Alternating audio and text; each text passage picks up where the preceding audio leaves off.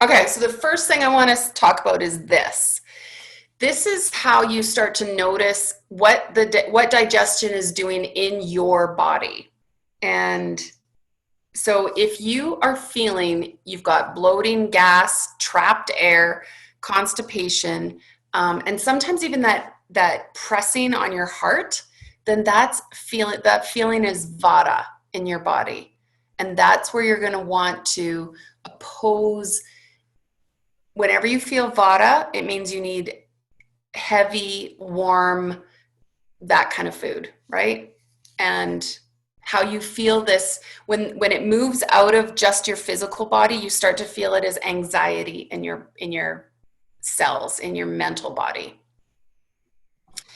Pitta shows up in your digestive system sharply, right? So I would even say pitta is like people who have big, loud farts and burps.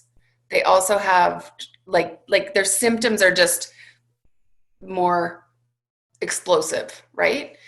IBS, loose stool, heartburn, and there's more. Pitta can also be more painful. Like there's more of a sharpness to it. So if there's something painful about digestion, then that can be too much fire, too much pitta, too much heat in your food. And when that spreads, it causes irritation. So when we've done some of your dosha constitutional analyses, we've been looking at the things that you've said you notice in your own life.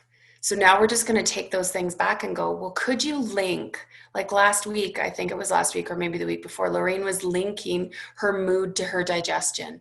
And that's the same sort of thing we can continue to do. Kapha in your body feels very mucousy, right? It feels very congestive. And it can also feel just like you're not constipated, but your bowel movement is slow. It's sluggish. It takes a long time, maybe. You can also feel very heavy. There's an ugh kind of feeling around it, right? So those are the sort of ways that you notice what is going on in your own digestive system. That one presents as depression if it starts to spread. So if you even look at the stages of disease under digestive cues, those would all be first stage of disease, maybe except for IBS, right? Your body just saying, hey, right here in this area, this isn't feeling so good. Can you help me out? And now when it says stage 2 is spread, right? Like this is when other things are starting to be affected. So we want, that's what Ayurveda helps us do. It helps us reverse and change what direction we're going in while we're still in a really early stage of disease. So spring season is upon us. This is our kapha season, right? Kapha means earth and water. The qualities of spring, and I can look outside today and it feels like this: heavy, cool, damp, slow, cloudy, sticky, stable. Like there's just like the rain and the spring season, there's a muddiness about it, right? And that is how, because that's what's happening in our season outside, we want to introduce balancing qualities to that. So you want to introduce warming, light, dry, mobile, sharp, penetrating kind of foods. We're going to move away now from the winter fare of soups and stews and comfort foods. We're going to try and favor foods that are warm, light, and well spiced. So, I feel like I missed a slide in here, but I didn't make one. So Ayurveda has 6 tastes, and every season kind of has their 3 tastes that are most prominent, are most important to eat during this season. And spring, the 3 tastes are bitter, astringent, and pungent, because spring is our detox season.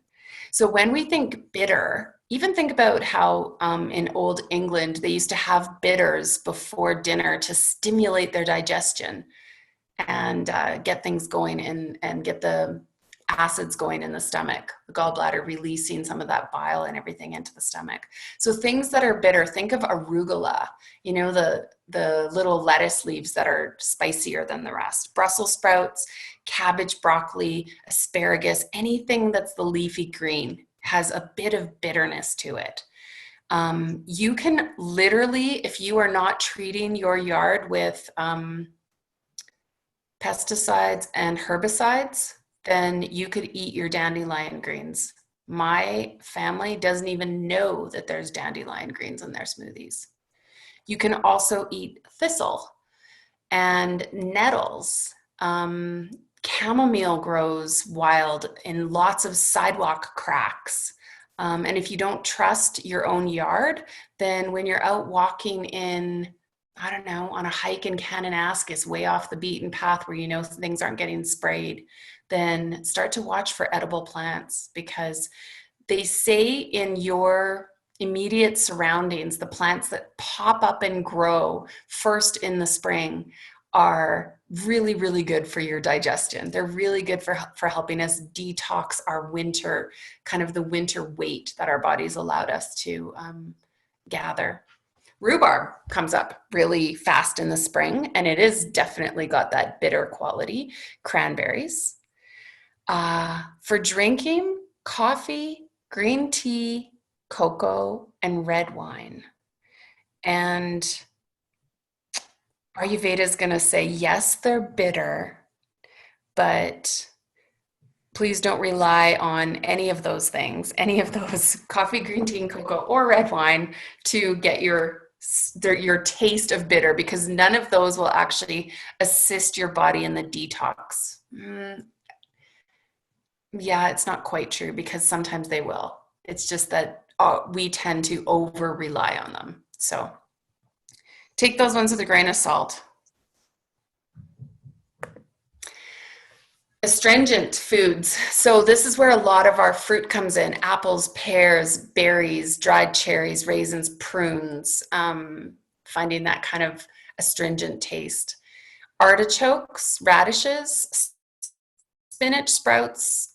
This is where vinegar comes in with salads and things, and even honey has an astringent feel to it. That's why sometimes you'll say, if you've got mucus and stuff building up in your system in kapha season, if your body is feeling like it's building the mucus of a spring cold or something, they will tell you to do lemon, ginger, and honey in a tea, because those are the qualities of bitter, sour, and pungent. Yeah.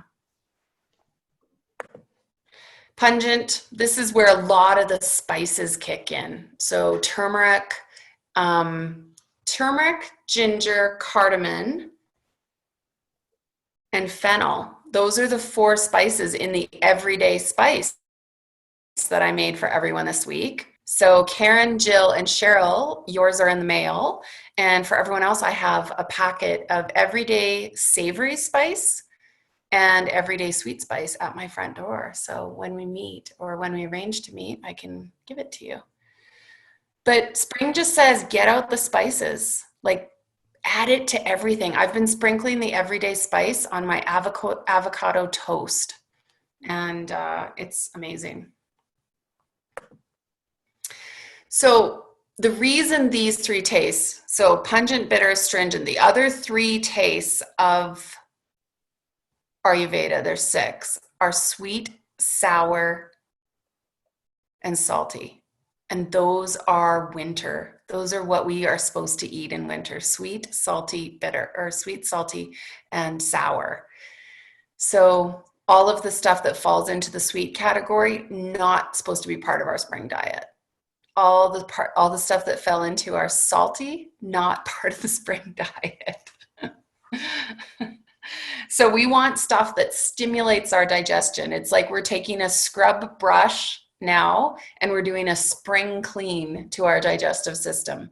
And it's not necessary in winter, but it wants us to clear the sinuses, get us sweating, get us detoxifying, get rid of gas, improve our circulation, get us moving.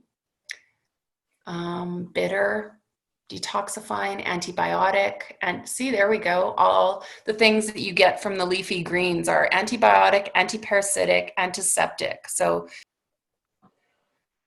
also helpful reducing weight, water retention, skin rash, fevers, burning, and nausea. Okay, so in the spring, our body is ready to detox. It is preparing. It's like ready to, it's the same way you're ready to put away your winter coat and mitts and gloves. Your body is ready to just like get in there and clean. The same way you want to clean your windows and like clean out your Tupperware drawer or your linens or something, like the same urge your body is having it. So we want to reduce sugar, dairy, wheat, salt, and sweet heavy fruits. We want to introduce grains beyond just our wheat, have barley, rye, corn, millet, buckwheat, and increase our lean proteins. So beans, lentils, egg whites. I just say eggs and white meat. And there's still, because spring is cool, we still want a warmth to our food. So we're not quite going to cold, raw food the way summer will suggest to us.